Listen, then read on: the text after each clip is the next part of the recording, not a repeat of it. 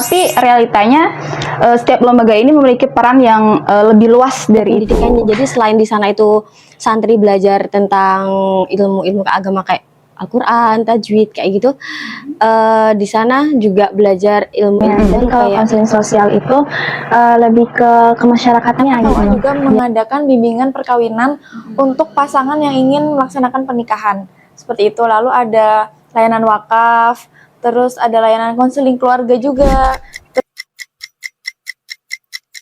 Layanan atau pendekatan BKI apa nih yang biasanya diterapkan di pesantren dan bagaimana cara menerapkannya? Gitu. Kalau di Protean ternyata Protean bisa terjun ke masyarakat langsung sejauh itu gitu ya. Itu ternyata banyak membutuhkan namanya bimbingan. Karena gitu, jadi kayak ternyata ini sangat membantu, dan itu tuh bagi ibu-ibu tuh juga kayak bermanfaat banget gitu. Udah kayaknya ini nih udah was-was deh sama teman-teman. Jangan takut untuk mencoba Jangan takut untuk mencoba hal apapun itu, karena percuma kamu belajar di kelas kalau ilmu kamu itu cuma berhenti di situ kayak gitu. Dan ingat teman-teman, pengalaman itu adalah ruang belajar terbaik. Di sanalah teori menemukan nafas dan diri menemukan arah. Halo Girlsikers, bertemu lagi dengan saya Puji Rayu sebagai host pada hari ini. Nah, hari ini kita akan ngobrol santai bersama 3 mahasiswa dari program studi bimbingan konseling Islam yang dimana sekarang ini sedang menjalankan magang dari lintas lembaga. Nah, podcast pada kali ini kita menyusung tema lintas lembaga, lintas pengalaman, refleksi mahasiswa bimbingan konseling Islam dalam menjalankan magang, baik itu di KUA, pesantren, maupun di Proten Institute, dengan judul Hybrid Experience, navigasi mahasiswa bimbingan konseling Islam dalam praktik magang.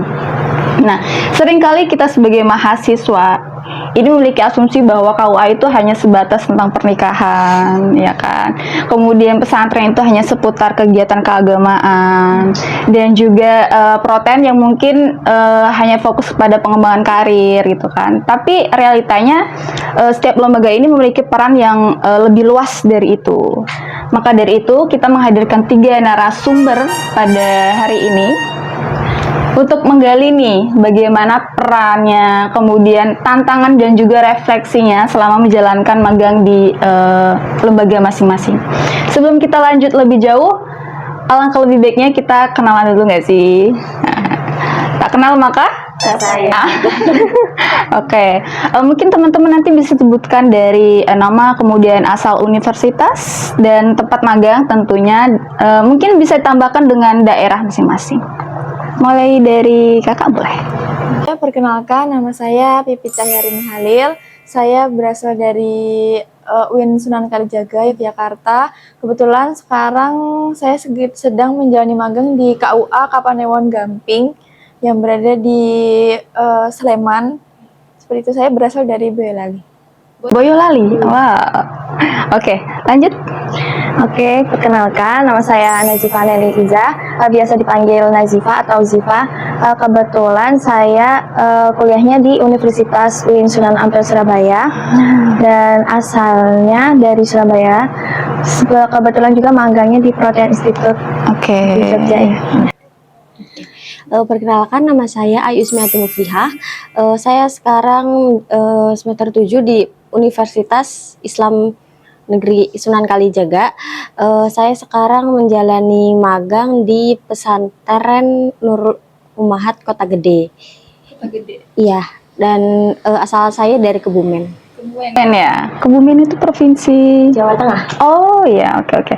Nah, ini teman-teman kan dari satu bidang yang sama nih, satu bidang keilmuan yang sama, tapi magang di lembaga yang berbeda. Boleh ceritakan nggak bagaimana kalian melihat dan juga merasakan suasana tempat magang kalian ini, seperti apa gambaran umumnya menurut teman-teman? Boleh siapa dulu, dari Mbak Ayu? Gambaran umumnya ya? Iya, di lokasi. Kalau di pesantren itu ya seperti yang kita tahu ya, banyak kegiatan keagamaannya, dan selain itu di sana juga selain bidang keagamaan ada intelektualnya, di sana ada pendidikannya. Jadi selain di sana itu santri belajar tentang ilmu-ilmu keagama kayak Al-Quran, tajwid kayak gitu, di sana juga belajar ilmu-ilmu baru kayak tentang manajemen keuangan kayak gitu, dan tata cara berdebat kayak gitu juga ada. Oh, jadi lebih luas ya. Ya, jadi nggak semata-mata tentang agama semua. Oke, oke. Boleh dilanjutkan, Mbak Zulfa? Kebetulan kan saya di Pelatihan Institut yang dia tuh lebih mengembangkan karir ya. Nah, di sini saya ditempatin di bidang konseling sosialnya. Jadi kalau konseling sosial itu lebih ke masyarakatnya gitu. Jadi ikut-ikut kayak acara program Keluarga Harapan, terus habis itu di situ saya dapat dapat kasus-kasus yang ternyata tuh yang butuh tanganan khusus gitu. Terus saya juga dari situ kayak belajar gitu cara gimana nanganin kasus-kasusnya. Jadi lebih ke ini sih kayak kasus di masyarakat pada umum, kayak gimana sih di masyarakat gitu. Oke, berarti dia langsung terjun langsung ya ke lokasi di mana kita bisa melihat langsung apa yang bisa kita terapkan dan kita bantu dari masyarakat setempat. Boleh langsung dari KUA-nya? Oke, kalau di KUA mungkin kebanyakan kita mengetahui KUA itu untuk sebatas pendaftaran nikah kayak gitu. Tapi ternyata setelah saya magang di sana itu banyak sekali layanan yang ada di KUA seperti itu tadi layanan pernikahan. Tapi sebelum itu ternyata KUA juga mengadakan bimbingan perkawinan untuk pasangan yang ingin melaksanakan pernikahan. Seperti itu. Lalu ada layanan wakaf, terus ada layanan konseling keluarga juga. Terus yang kita barusan tahu itu juga ternyata di KUA ini ada program TBTQ. Jadi di mana penyuluh yang berada di KUA ini itu mengajar ngaji di beberapa sekolah pelosok di daerah tersebut. Seperti itu. Jadi beberapa sekolah yang telah ditentukan ini akan didatangi oleh penyuluh untuk mengadakan belajar mengaji bersama. Seperti itu.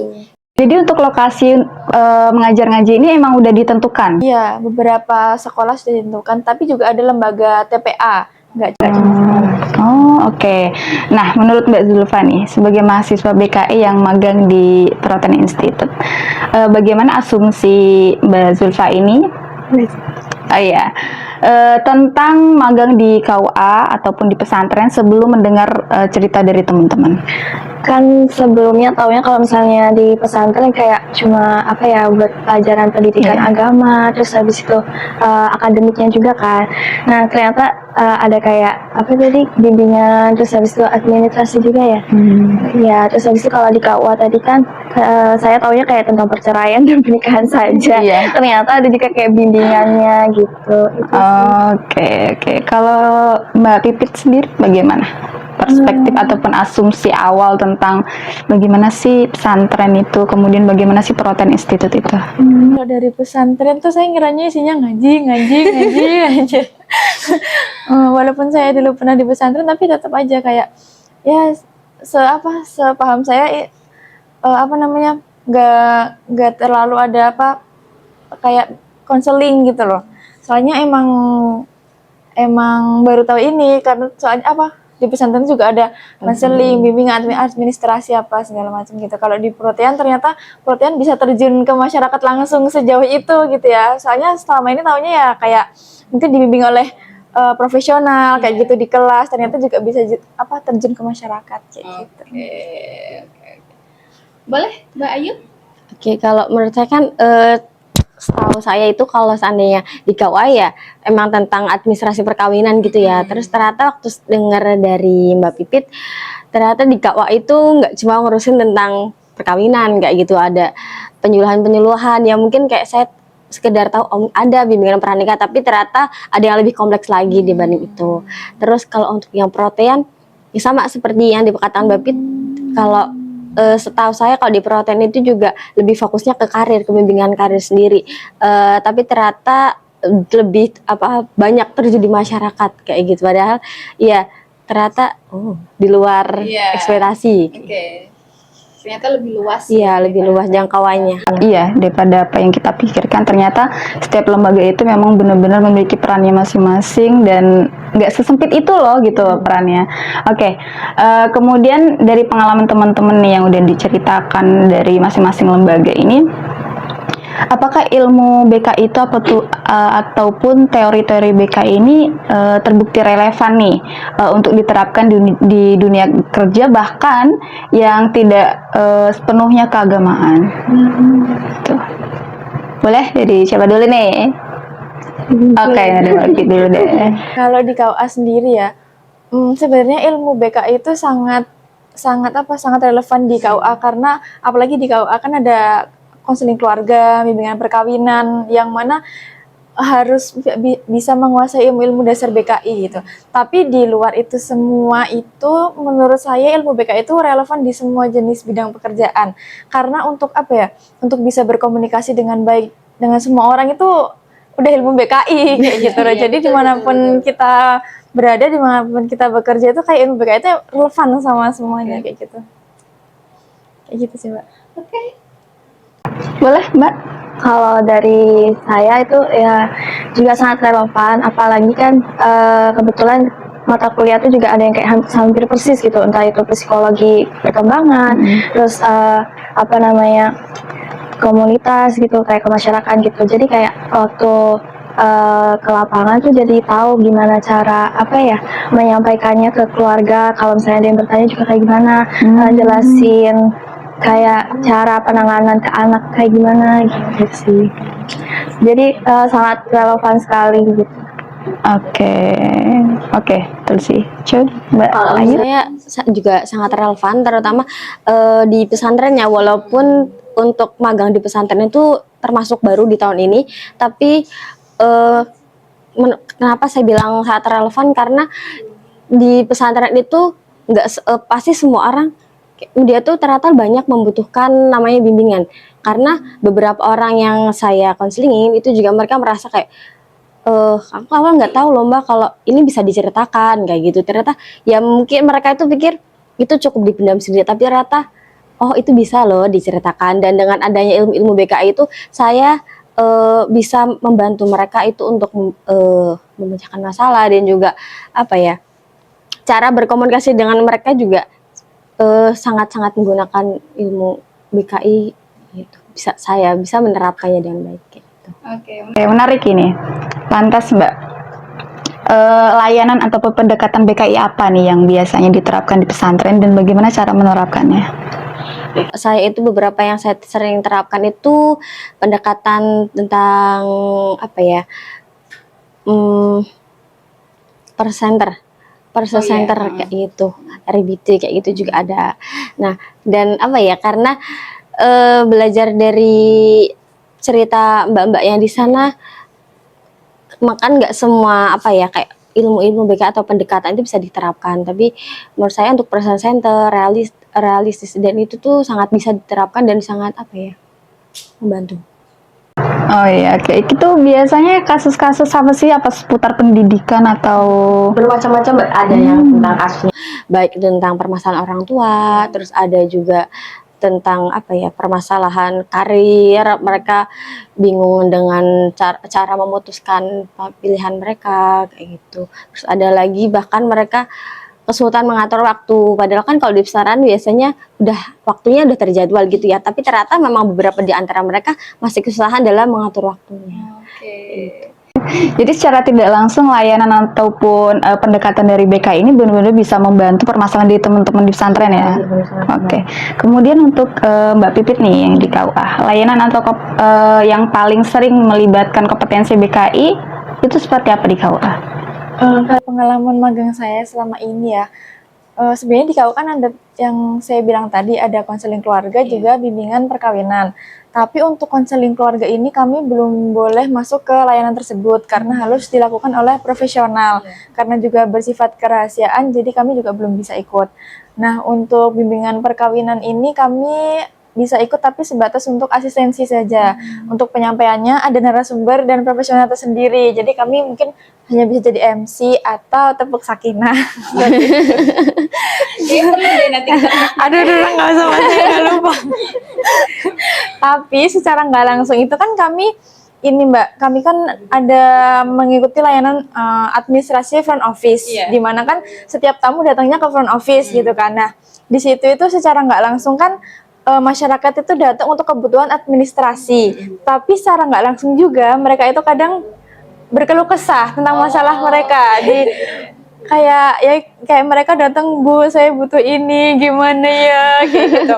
Terus ada juga yang kayak sebenarnya tuh masyarakat ini kayak belum mau jujur gitu loh Mbak, minta dilayani tapi masalahnya kita nggak tahu apa kayak gitu kan. Kan mau nggak mau kita harus meminta mereka untuk terbuka biar kita juga bisa melayani gitu kan. Nah dari situ kita tuh secara nggak langsung kan harus punya skill-skill konseling lah ya, skill-skill dasar BKI kayak gitu untuk membuat mereka itu mau terbuka dengan kita agar pelayanannya juga bisa maksimal kayak gitu. Nah dari situ itu kita banyak tahu dinamika psikologis masyarakat yang ada di sana kayak gitu.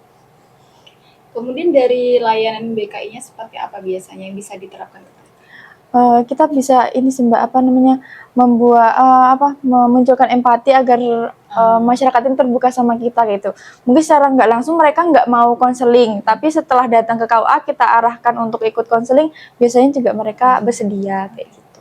Ternyata rasa empati itu bisa membuat orang lebih enak ya untuk bercerita dengan orang dan menumbuhkan rasa percaya diri itu. Kalau di Mbak sendiri bagaimana pengalaman praktis yang membuka kakak ini sadar bahwasannya BKI ini punya ruang besar dalam dunia kerja yang kontemporer gitu? Ya karena kebetulan sebelumnya Kak pernah kayak langsung terjun ke masyarakat langsung ya, apalagi nyampaikan edukasi buat ibu-ibu yang sebelumnya tuh nggak tahu kayak gimana cara nanganin anak kecanduan gadget, nggak tahu kalau misalnya bonding orang tua dan anak itu sangat penting loh gitu. Mereka tuh kurang tahu, jadi waktu kita menjelaskan itu tuh kayak langsung paham gitu. Jadi kayak oh ternyata ini sangat membantu dan itu tuh bagi ibu-ibu tuh juga kayak bermanfaat banget gitu. Nah terus karena ada beberapa orang tua tuh juga kayak kurang tahu masalah anaknya kan ya. Jadi kalau di PK itu kan saya seringnya tuh dapat kasus-kasus gitu ya. Nah itu tuh jadi dari kasus-kasusnya itu saya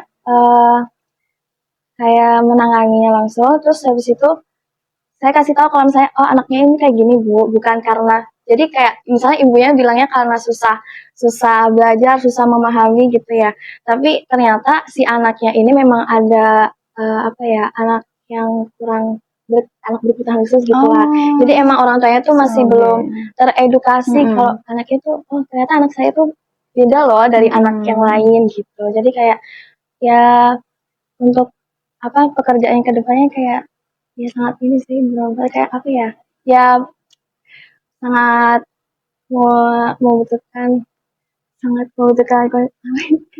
Berarti emang layanan ataupun ilmu dari BKI ini lebih luas gitu ya. Dan mungkin yang disampaikan sama Mbak tadi kayak kita memberikan pemahaman kepada orang tua gitu kan untuk lebih mengerti kondisi anaknya seperti ini loh. Bahwasannya setiap anak nih emang memiliki sesuatu yang emang nggak bisa disamaratakan gitu. Oke, keren juga ya ternyata BKI ini. Kemudian nih pastikan teman-teman di saat menjalankan aktivitas magang ini memiliki tantangan-tantangan kan. Nah, iya kan. Kemudian tantangan terbesar apa yang teman-teman hadapi selama menjalankan proses magang sebagai mahasiswa bimbingan konseling Islam? Boleh, Mbak? Kalau dari saya, tantangan yang saya alami itu ada beberapa. Yang pertama itu SDM di pesantren tempat saya magang itu masih sedikit. Terus juga kurangnya para santri itu kurang aktif dalam mengikuti kegiatan kayak gitu.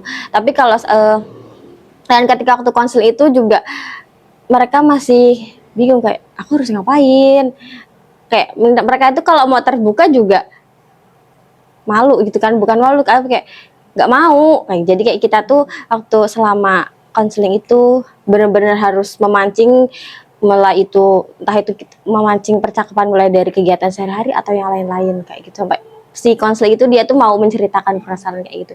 Tapi untuk lebih apa ya, tantangan terbesar saya di bagian kurangnya keaktifan sih, kayak gitu, dan ya kurangnya sedikitnya SDM. Oke, jadi sebelum adanya tim magang lah ibaratnya, teman-teman magang ini di pesantren itu emang nggak ada konselor ataupun guru yang emang bertugas apa namanya, memberikan ruang lah buat teman-teman ini bercerita, itu nggak ada ya? Nggak ada Mbak, jadi Oh. saya juga pertama kali ini. Memang sebelumnya itu ada mungkin mahasiswa-mahasiswa yang kayak singgah ke sana, tapi itu untuk penelitian. Jadi kalau untuk magang sendiri itu belum ada, dan itu ini pertama kali saya dan teman-teman magang di situ. Secara tidak langsung itu tantangan banget ya, karena ibaratnya kita perdana hadir untuk mendengarkan keluh kesah dari mereka untuk membantu membuat permasalahan yang emang ada menjadi tiada, ibaratnya seperti itu kan. Itu lumayan effort banget gitu loh. Oke, keren. Kemudian nih untuk yang di Proten gimana, Mbak? Tantangannya sangat banyak sih, apalagi kan karena saya bukan orang Jogja Oh ya. iya. Jadi kayak buat apa namanya, menyet apa ya, intinya dapat kultur shocknya sih kalau misalnya oh ternyata di Jogja tuh kayak gini loh, banyak orang yang bisanya tuh ngomong bahasa Jawa halus, sedangkan saya kan di Surabaya belum apa bisanya bahasa Jawa, nggak bisa Jawa halus. Terus habis itu kan kebetulan tempat PKH itu sangat pelosok sekali, jadi perlu naik naik gunung, terus turun gunung, belum lagi kalau misalnya itu habis hujan atau masih hujan tuh kayak itu tantangan banget sih. Terus yang bikin susah tuh kayak apa ya? Kan karena ini kelompok PKH itu jadi kayak ada kelompok PKH 1 dan 2 ini kayak saling kenal gitu kan, entah itu tetangga atau gimana.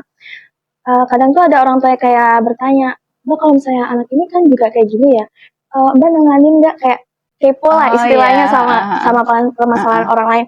Nah, kan kalau di konseling kan kita harus menjaga kerahasiaan konseling ya.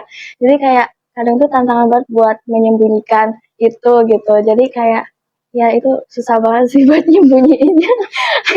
Terus habis itu sama karena saya tuh baru nemuin kayak masalah yang ibunya itu masih denial dengan anaknya yang seperti anak yang berkebutuhan khusus itu. Nah itu bagi saya itu tantangan juga buat apa ya, intinya tuh memberi edukasi buat ibu kalau misalnya anaknya seperti ini tuh, itu tantangan juga buat saya. Iya sih, iya betul. Oke. Jadi secara tidak langsung kan ibu-ibu di sana juga pengen tahu nih bahwasannya mereka sebenarnya sadar bahwasannya semua orang tuh pasti memiliki masalah dan tantangannya masing-masing. Dan mungkin mereka bisa melihat dari pandangan orang lain bahwasannya mereka ini bisa loh ngelewatin ini gitu kan. Mungkin itu bakal menjadikan motivasi juga buat mereka. Gitu. Kemudian kalau di Kawar seperti apa? Ini juga banyak ya tantangannya. Apalagi baru pertama masuk itu kan, kalau di kuliah kan kita keseharian biasanya mungkin partner kita ya teman-teman kita seumuran. Kalau di KWA kan banyak senior-senior kita yang umurnya jauh lebih profesional kayak gitu. Jadi kita mengimbanginya itu kayak Masya Allah sekali. Apalagi kita harus apa ya, menyesuaikan dirinya tuh harus cepet gitu loh. Karena kan kita magang juga waktunya terbatas. Kalau kita nggak secepatnya menyesuaikan diri, nanti kita juga nggak bisa menyesuaikan untuk bisa kerja di sana kayak gitu. Terus yang selanjutnya itu kayak itu tadi sih, kayak apa kan kita diminta untuk bantu TBT kita dia untuk ke sekolah-sekolah itu, gimana kita bisa ngajarin anak-anak SD yang Masya Allah sekali bandelnya kayak gitu. Jadi di situ ilmu BKI anaknya tuh kayak kepake banget, gimana kita bisa pendekatan sama mereka biar apa ya, biar mereka tuh bisa nurut sama kita kayak gitu loh. Jadi apakah kita harus jadi guru buat mereka ataukah kita harus jadi teman buat mereka biar mereka tuh bisa friendly gitu lah sama kita kayak gitu. Itu sih yang buat susah. Dan ditambah lagi waktu yang ibaratnya sangat lumayan terbatas ya. Oke. Nah, boleh nggak sih share satu pengalaman ataupun momen yang paling menantang atau yang bisa membuka wawasan kalian? Satu momen aja. Boleh dari Mbak Pipit dulu. Yang paling menantang itu ini sih, pertama kali kita di front office itu sih. Kan kayak apa ya, kalau kita di meja administrasi itu kita harus selalu ramah, tersenyum, mau mood kita sejelek apapun, kita harus tetap tersenyum untuk melayani masyarakat ya gitu, agar masyarakat mendapatkan pelayanan yang baik dan maksimal seperti itu. Oke. Kita kayak melawan mood sendiri ya. Iya, jadi mau mood kita paksa nih kayak ya. gimana pun kita harus tetap tersenyum gitu. Oke. Emang itu cukup sulit, apalagi kita seorang perempuan kan ya, kadang nggak tahu lah gitu kan. Oke. Heeh, betul. Kalau Mbak Ayu sendiri bagaimana nih? Apa ya? Paling berkesan ya di sana. Yang satu momen yang paling menantang dan dari momen itu tuh bisa ngebuka wawasan dari Mbak Ayu sendiri.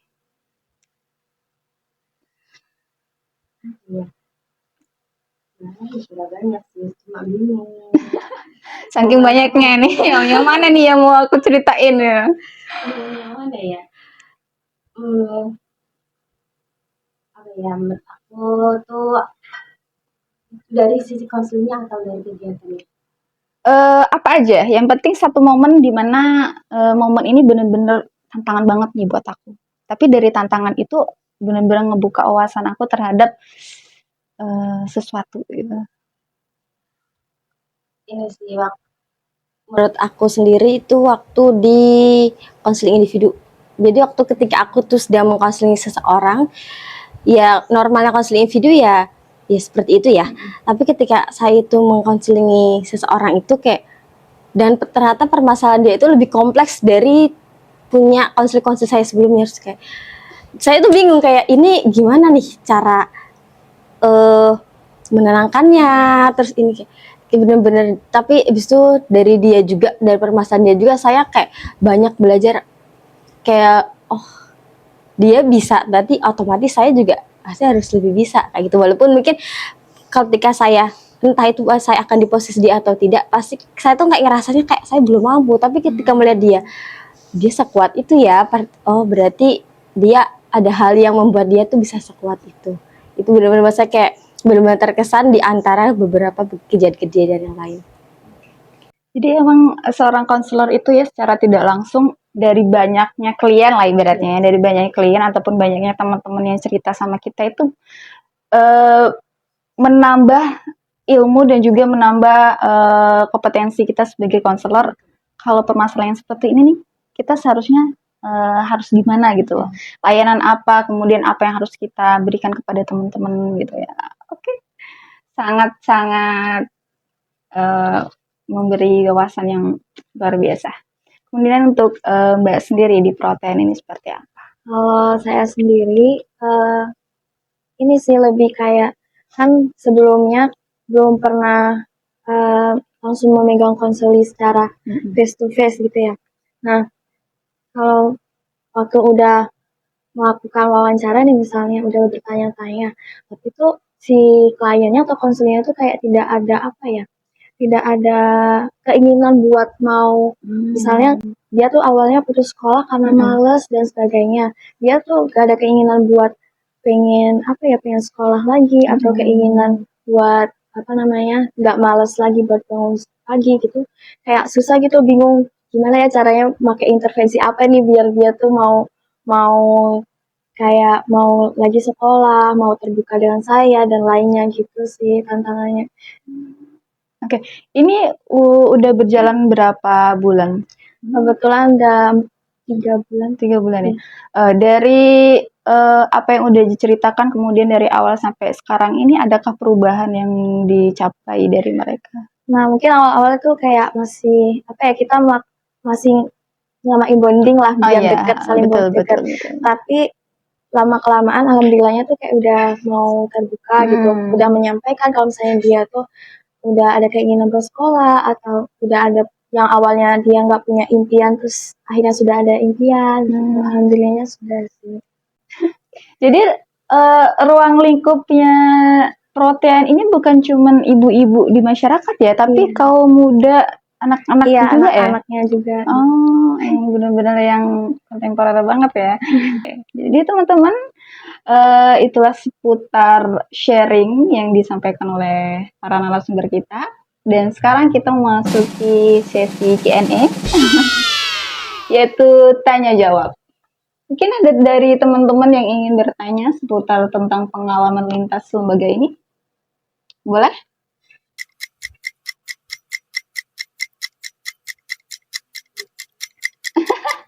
Atau nggak ada? Oh, udah kayaknya ini nih udah was-was deh sama teman-teman. Jangan ada yang nanya deh. Karena dari tadi udah bisik-bisik, gak usah ada ya. Kalau nggak ada, ini sebelumnya, sebelum penutupan nih, kami ingin mendengarkan pesan dari teman-teman narasumber nih dari pengalaman magang baik itu di KUA, di pesantren ataupun di Proten Institute.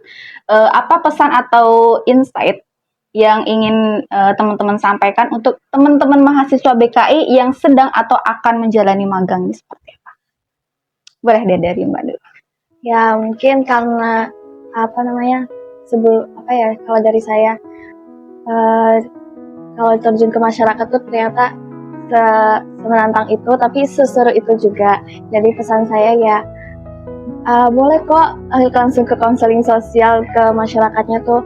Jadi kayak kita tuh jadi lebih tahu kalau misalnya masyarakat tuh ternyata banyak sekali masalahnya dan itu tuh bahkan ada masalahnya kayak sampai di luar nalar mungkin ya kayak itu kan jadi kayak nambah pengalaman juga kan kalau misalnya mereka bakal magang di konseling sosial itu sih. Oke, jadi seseru itu loh teman-teman gitu loh. Jadi jangan beranggapan bahwasannya Proten Institute tuh sesempit itu gitu. Ya. Oke, boleh lanjut ke Mbak Pipi. Kalau dari saya itu jangan takut untuk mencoba jangan takut untuk mencoba hal apapun itu karena percuma kamu belajar di kelas kalau ilmu kamu itu cuma berhenti di situ kayak gitu. Betul. Jadi percuma ilmumu itu kalau cuma berhenti di situ, kamu harus mengaplikasikannya di dunia luar. Apalagi magang ini tuh kayak belajar kerja kayak gitu, biar kamu tuh nggak kaget besok tuh dunia kerja itu kayak gimana kayak gitu. Betul sih. Ada yang Kalau pesan saya, dunia pesantren itu nggak melulu tentang agama. Jadi kita juga di sana ada tentang intelektual. Jadi meskipun kita dari BKI, kita juga tetap bisa menerapkan ilmu-ilmu kita tentang BKI, tentang konseling itu tetap bisa sangat bisa kita terapkan dalam dunia pesantren karena justru di pesantren itu sangat diperlukan adanya konseling seperti itu. Iya, betul banget. Oke, baik, terima kasih banyak kepada para narasumber yang udah sharing atas inspirasinya. Semoga pengalaman kalian ini bisa membawa ataupun bisa membuka suasana wawasan baru bagi para pendengar. Dan ingat teman-teman, pengalaman itu adalah ruang belajar terbaik. Di sanalah teori menemukan nafas dan diri menemukan arah. Sampai jumpa di podcast selanjutnya. Jangan lupa like, comment, and subscribe. See you.